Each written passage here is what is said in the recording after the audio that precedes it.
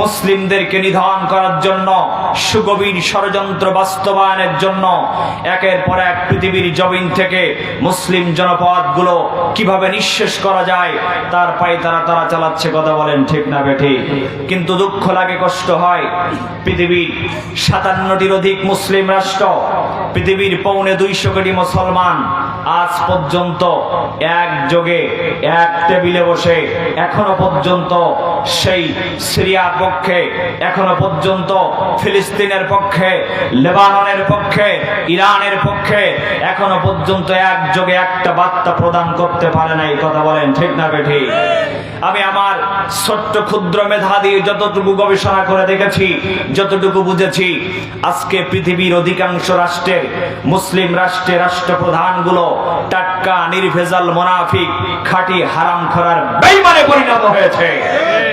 আজকে যদি পৃথিবীর 250 কোটি মুসলমান, 57টি রাষ্ট্রের রাষ্ট্রপ্রধান যদি একযোগে এক টেবিলে বসে একটা বার্তাই প্রদান করতে পারত, ইসরায়েল আমেরিকা যথেষ্ট হয়েছে, থামো। 70 বছর ধরে একটা মুসলিম রাষ্ট্রকে তোমরা বম্পিং করে মাটির সাথে মিশিয়ে দিয়েছ। মুসলমানদের প্রথম কিবলা বাইতুল মাকদাসের আযান ইকামতকে বন্ধ করে দিয়েছ।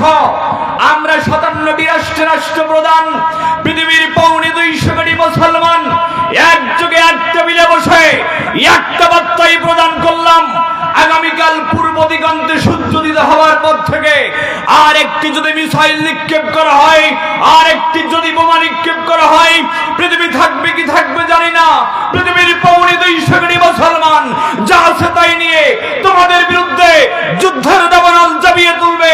আল্লাহর কসম করে বলছি, একটা ঘোষণা দিতে পারলেই আগামী 24 ঘন্টার মধ্যে গোটা পৃথিবীর মানচিত্র থেকে ইসরায়েলের নাম নিশানা মুছে যেত।